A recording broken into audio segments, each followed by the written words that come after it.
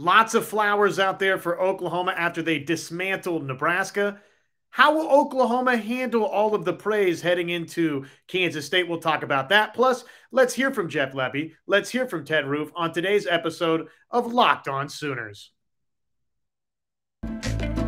You are Locked On Sooners, your daily podcast on the Oklahoma Sooners. Part of the Locked On Podcast Network, your team every day.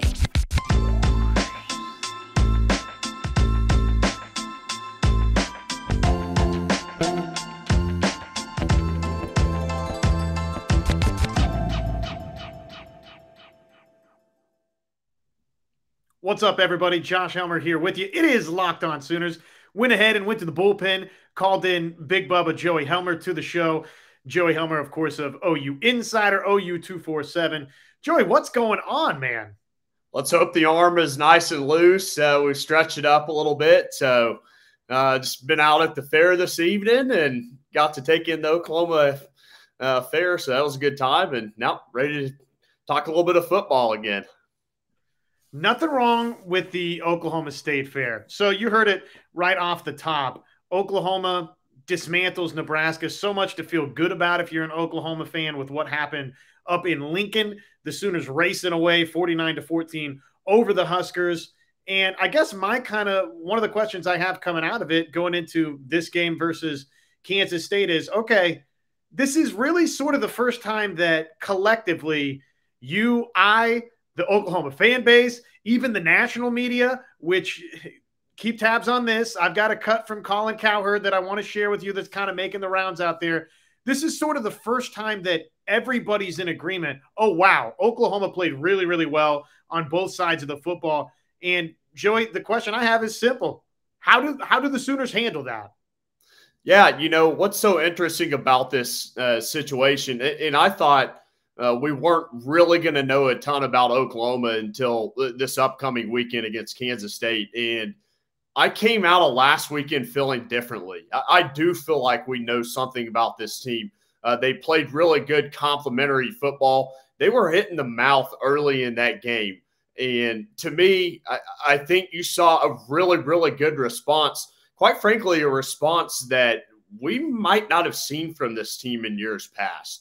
This was a team that is facing a 3rd and 7 after punting away. They give up a touchdown right down the field for Nebraska. And the crowd is as loud as I can tell you from being there, as loud as it possibly could have gotten. And you draw up the quarterback draw, Dylan Gabriel houses it, and the game is completely different from that point on. And so I came away from last week and feeling like this is a team that can play really good complementary football. And in an atmosphere like that, obviously everyone knows Nebraska is not a very good football team, but it was important seeing what we saw from them on both sides of the ball last week. What are we going to learn about Oklahoma this week? I think for me, again, asking the question, how does Oklahoma handle all of the flowers? I mean, I asked that because I feel like that's maybe the item that I most want to know about Oklahoma in this game. My charge for the Sooners last week, Joey, was, look, Nebraska just fired its head football coach. Oklahoma, yeah, they went through a coaching change of their own, but they didn't go through a coaching change because Lincoln Riley and Oklahoma was just in total free fall, which, again, sounds a little wild to say given how things played out. And I know there was a ton of frustration with last season being a disappointment for the Sooners, but long story short, there's a large difference between what's been going on at Oklahoma and what's been happening at Nebraska. So that was my charge, right? Was make it look that way. Make it look like Oklahoma's a bona fide top 15, top 10 team, possibly top 5 team, possibly college football playoff team. And we got that. So now as you shift the page forward and we flip it to Kansas State this week, I'm fighting the battle like I'm sure many people are out there. How much stock should I take out of what happened to Kansas State versus Tulane? And, I don't know that it's just the Tulane game for me, Joey. I think it's the accumulation of everything that's happened to start this season offensively or not happened for Kansas State to start this season offensively. I thought Deuce Vaughn would be a little more explosive than he's been so far. Adrian Martinez has really looked like one of the worst quarterbacks, not just in the Big 12, but nationally. I don't know if I'm falling into a trap here with Kansas State. We've kind of seen that song and dance with the Wildcats before, with them coming down to Norman. But now for me, I guess I am kind of putting stock into the fact that, Joey, I don't think this offense is all that great from Kansas State. So don't get caught up, if you're Oklahoma, in all of the positive things being said about you and all of the negative things being said about Kansas State. Prove to me now this week. Last week it was show me that there's a big difference between Nebraska and Oklahoma. And now this week, Joey, it's okay, show me that you can handle negative things being said about your opponent and a bunch of positive stuff being said about you. So there's so much truth in what you said, in everything there. And so when we go back and we unpack last week at Nebraska, I talked about this being a different team, this being a team that maybe wouldn't have done a lot of those things that Oklahoma did last week. That was a big step for this program in terms of showing the mentality is different. We've talked about that so many times throughout the offseason leading up to the season and now the first few weeks. This team has a different mentality.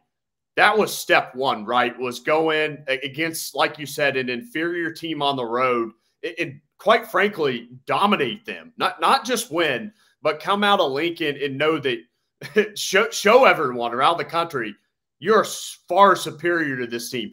Oklahoma did that. Now you come into this game this weekend, which, by the way, I felt like was the first true test for Oklahoma. I don't know that the way that Kansas State played last weekend changes my mind. I think there might have been a bit of a look ahead from Kansas State. I wouldn't be surprised if they had looked at some things about Oklahoma and got themselves in a four-quarter game to where they just quite simply weren't able to win last weekend.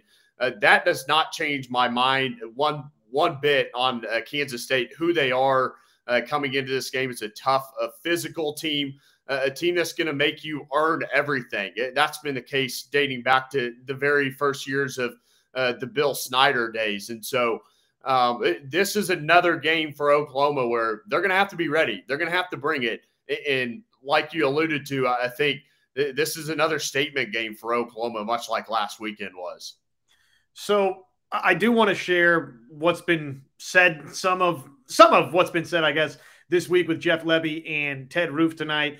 Just one final thought before we move on. What's kind of the one big thing you're watching for with Oklahoma and Kansas State this week? I tell you what, Oklahoma has really taken good care of the football. They have just the one turnover so far. It was in mop-up time, obviously, a fumbled snap by Davis Bevel. But Oklahoma has really taken good care of the football. Dylan Gabriel has done a really good job in that regard. I don't think he's played near the level that he can play at. I don't think he's there yet. But this is a game, if you look at historically against Kansas State, they are so opportunistic. They take the ball away. They win a lot of games because of that. This is a team that talent-wise a lot of times doesn't stack up to what they play against. They've beaten Oklahoma because Oklahoma has been careless with the football. So when you look at these teams in this matchup specifically, this is another one of those games where the first 3 weeks, that trend needs to continue. Oklahoma needs to take care of the football this weekend. You nailed it. I mean, these losses at home for Oklahoma to Kansas State, it seems like there's always one special teams play that either goes really, really well for K-State or goes horribly wrong for Oklahoma. And then look, I get it. It's cliche. It's boring. You could say it every week, but the turnover battle in these losses to K-State at home has been unkind to the Sooners. So they just simply have to be really good in that department. Okay, let's share some Jeff Lebby. Let's share some Ted Roof with you. Before we do that, though, let me tell you about Nugenix. Remember when winning felt easy? That's because when you were younger, you were at the peak of your testosterone production. What some have called the winner's hormone or the man hormone. Wouldn't it be nice to get that winner's edge back again and that old swagger back in your step? You want more energy to counter the negative physical effects of aging. Nugenix Total T testosterone booster with Testofen will help you turn back the clock, re-energize your workouts, and get you better results at the gym and help you look and feel like the man that you really want to be. Nugenix Total T contains man-boosting and key ingredients like testofen. It's been validated in 5 clinical studies shown to boost free testosterone levels in men. Nugenix Total T. It's the #1 selling testosterone booster at GNC. So with Nugenix Total T, it can help re-energize your life, help get you back the powerful, confident, good-looking warrior that you used to be. Now get a complimentary bottle of Nugenix Total T when you text college. That's text college to 231-231. Text now, get a bottle of Nugenix Thermo, their most powerful fat incinerator ever, with key ingredients to help you get back into shape fast. Absolutely free. Once again, that's texting college 231-231. College 231-231. Message and data rates may apply. All right. Jeff Lebby was asked about his running backs and specifically about Eric Gray. And he had this to say, his takeaways from the performance that was for one Eric Gray up in Lincoln, Nebraska. He's worked the right way. That's what's given him such a great voice inside our locker room. But then he's had, some really good production. I think the best thing was just him being able to get into space and win his one-on-ones. He did a great job at the second and third level of winning. But again, Eric's been a pro, and he's been incredibly consistent on and off the field since we've gotten here, and it's to me it's a credit to who he is inside and out. Impressive performance from one EG. 11 carries, 113 yards, couple of touchdowns for Eric Gray. What do you make now as we enter this Big 12 slate for Oklahoma? Where are you at with the running backs? Where are you at with just Eric Gray, Marcus Major, and I guess Javante Barnes as well for Oklahoma? How did you feel going in too? So how did you feel going in, and now seeing what we've seen, where are you at with things in the running back room for Oklahoma? Yeah, I feel better after last weekend. Obviously, Oklahoma rushed for more than 300 yards and 5.8 for per tote. So it was good. And it starts up front, right? It all starts up front. And I thought Wanye Morris coming back was absolutely critical for Oklahoma last weekend. You saw the benefit of that for in the run game. And so, yeah, you feel better about those guys up front. Look, if they're to play at the level that they want to play this year, they're going to have to run the ball better than they did the first couple of games of the season. And then also you talk about Oklahoma offensively as a whole, they have to pass protect better. I think they were better in that regard as well. So you look at more of a macro view, and I feel like you feel better about Oklahoma offensively based on what we saw in Lincoln last weekend. One of the concerns early offensively for Oklahoma was, hey, what's going on with Jalil Farouk, right? Why has he not been more impactful? Well, he broke out a little bit, Joey, up at Nebraska. Let's see, 5 targets, 3 grabs, 58 yards, and he had the touchdown reception, obviously, as well. And Jeff Lebby was asked not only about Jalil Farouk, but also about Theo Weiss, just the emergence of both of those two guys. And it sounded like this from the OC. I think, a bunch of different guys touching the football makes it a lot harder on the guys across the line of scrimmage from us. So continuing to spread it and find ways to get guys involved, that's a huge deal for us and where we want to take this thing and what we want to do. But again, a credit to Theo, to Jalil.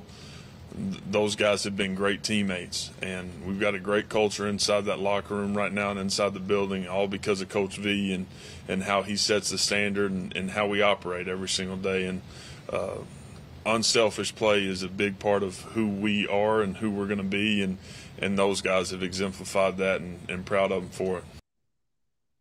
Similar to the running back situation, where are you at now with wide receiver? I don't know that I was ever necessarily myself, Joey, concerned with wide receiver, but, first couple of games, and Jalil Farouk wasn't the number 3 guy through those first couple of games that I was expecting, coming off of what happened in the Valero Alamo Bowl versus Oregon. That was more like it up in Lincoln. I thought that was encouraging for the Sooners. I wonder how much throughout the first couple games Oklahoma just went vanilla, right, in not using their full plethora of playmakers. 10 different guys caught passes last weekend in Lincoln. I mean, that's nothing other than a really good thing. we talk about Farouk, but you can go on down the line. Obviously, Theo Weiss caught his first touchdown since 2020. But 10 different guys catching the football. That's something that I don't think was really talked about enough after the game, but the ball was spread around. And no, I'm not concerned about this receiving core whatsoever. I think we feel the same on that. But yeah, it was certainly good to see the ball spread out to that many guys because, yeah, there are that many guys in this offense, both in the running game and the passing game, that can be electric and make those big-time plays for Oklahoma. And how great, right? Just to see both Farouk and Weiss with touchdowns. I mean, especially for Weiss, he's done so many things at Oklahoma that are positive, and yet, for him, just missing all of last season via injury, just good to see him back and get that kind of moment in a game like Oklahoma-Nebraska. Last but not least from the OC, well, what about Kansas State? What kind of test do the Wildcats present? These guys have played incredibly well. Like, you look at them from a statistical standpoint, they're at the tops of just about everything in the country. So they're the Kansas State team that is exactly who you would think that they would be. They play incredibly hard. They're incredibly physical. They're very, very disciplined and do an unbelievable job on that side of the ball. So that's put them in position to win every game they've played. Whatever happened last week happened, but and just like every other week, we got a feeling 7 o'clock they're going to be at their best, and we'll be ready to roll. So based off kind of some of the things you said to open tonight, you feel that way? Are you buying that from Lebby that this is going to be, we're going to see Kansas State at its best 7 o'clock Saturday night? It's so funny because, covering this for now, what I've covered Oklahoma since 2007, so 15 years now, and it's easy to sort through the coach speak compared to guys just being totally honest. And yes, I buy exactly what Jeff Lebby is saying. I throw out last weekend. Like I said, I feel like maybe there was a bit of a look ahead for Kansas State. And that's tough, man, when, these guys on other teams have really good players. And so if you get caught up in a game and you're in the third quarter, then there's a human element that look, we're in a four-quarter fight here, and Tulane's got some players, and all of a sudden it comes down to a couple of plays, and you don't make those couple of plays, and you lose the football game. And so, yeah, I've been really high on Kansas State since the preseason. I had them third on my Big 12 poll, and I'm taking that same mindset for Oklahoma into this game. This is going to be a fight. This is a physical team. They always play with that same DNA that I mentioned, Snyder. It's just that's Kansas State. And so Oklahoma, they have to again, I can't stress it enough. They have to take care of the football this weekend. If you're a 2-touchdown favorite, the one great equalizer is turning the football over. And if that happens, Oklahoma could be in trouble. Flipping to the defensive side of the football, Ted Roof was, he was asked about last week. You face a quarterback that in Casey Thompson, you played the year before, but, oh, by the way, he was at Texas. Now this week, you face a quarterback that, oh, by the way, you have seen before. Last year, he was at Nebraska. And basically the question was, can you watch that film? Can you glean anything from that film? And here was Ted Roof. You watch everything because, it's a different jersey, different team, different system, but, same player. So you watch it all. We're scouring to the ends of the earth to try and get information, and, watching the video, mannerism, things like that. But, we have a lot of respect for him. Extremely mobile, throws a great deep ball. So, we know we have our work cut out for us. Definite dual threat type quarterback. And if they are watching film that has them any sort of concern, I don't think they've been watching film from this season, Joey, because most of it from Adrian Martinez so far has not been all that great. But he does present, obviously, that, standard dual threat type of capability. Yeah, and Kansas State stresses you in a lot of ways with their run game. Obviously, they do a number of things. And Deuce Vaughn, he's one of the best backs in the country. I don't think that's overstating it. And so you got to keep him under wraps. And then on top of that, then you think about what Adrian Martinez brings and his ability to run the football. And like you said, I mean, he has not thrown the ball well this year. And so if Oklahoma is able to make them one-dimensional and shut down that run game, you feel really good. But that's easier said than done. And this is still dipping back into the pool that was last week for Oklahoma. But, I mean, I think everybody would agree that watch this game from a defensive standpoint for Oklahoma. The most impressive thing that Oklahoma did was give up a touchdown on its opening drive and then just completely lay the clamps down. And that's not necessarily something we've been accustomed to Oklahoma doing. Ted Roof discussed that. Every week is its own week, and that was what we decided to do last week from a game plan standpoint. And we got punched in the mouth the first series, but I was proud of how our guys responded, and then stopped them for 12 straight series. So I was proud of that. And at the same time, we've got to fix some things that the first series. So, but it's this again being proud of how our guys responded, because on the road getting punched in the mouth. And how they responded was critical. And they did respond well, Joey. So, early returns positive for the Sooners defensively. It's, as we're going to share before we get out of here, it's starting to get some national buzz. Some things being said, nice things about Oklahoma that we haven't heard said about the Sooners in quite some time. But I'll be interested to see, Joey, how Oklahoma responds to any adversity that gets sent their way by Kansas State this weekend. Obviously you've talked about it. The run game for Kansas State can really, really stress you. And, if Kansas State's successful doing that, the length of a drive, right? The amount of plays on a drive, I think, can be taxing. So if we're going week by week to grade Oklahoma's defense, well, that's going to be something that I think you kind of eagle eye in on this week. Yeah, 32 tackles for loss for Oklahoma so far this season. That leads the country.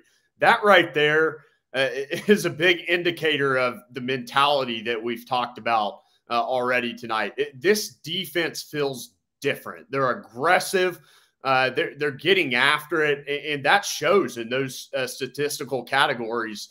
And so I think, kind of getting back to last week, I mean, they did get hit in the mouth. And I can tell you, by being there and walking around before the game, I knew it was going to be a lit atmosphere. It was raucous.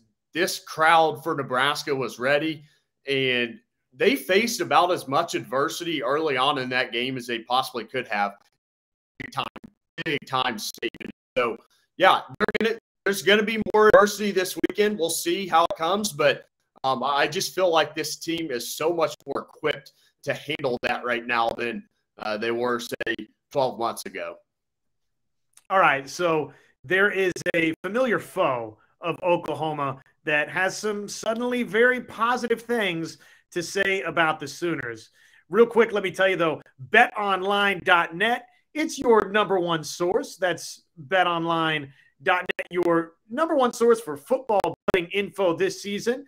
Find all of the latest player developments, the team matchups, news, podcasts, and in-depth articles and analysis on every NFL game, every college football game that you would want to find. It's over there. As always, BetOnline, your continued source for all of your sports wagering information with live betting and up-to-the-minute scores for every sport out there. The fastest and easiest way to check in on all of your favorite games and events. That, of course, includes Major League Baseball here for just a little bit longer as we get set for the postseason there. Boxing, golf, you name it. Head over to betonline.net or use your mobile device to learn more. BetOnline, that is where the game starts.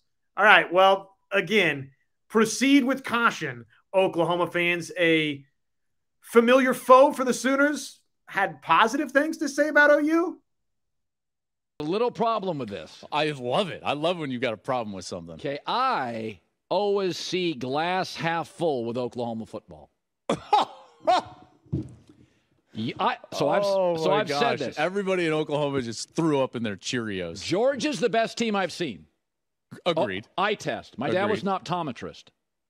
Eye test. I don't know what that has to do with it, but sure. Yeah. Vroom, vroom, let's go. X-ray eyes. Got it. Oklahoma's the second best football team I've seen. That's interesting. That's interesting because I love what I saw last week. They got power. They got speed. They're better on defense. There is a little edge to Brett Venables that maybe Lincoln, he's a defensive guy. Yeah. Telling you, eye test. All right. So I'll just tee it up for you, Joe. What do you make of that from Colin Cowherd? Oh, man. If someone could go back and look at my tweets from the other day, I had a sarcastic tweet about that. But, I don't necessarily disagree with him. I mean, Oklahoma looked really, really impressive last weekend. I do think Georgia's the best team in the country.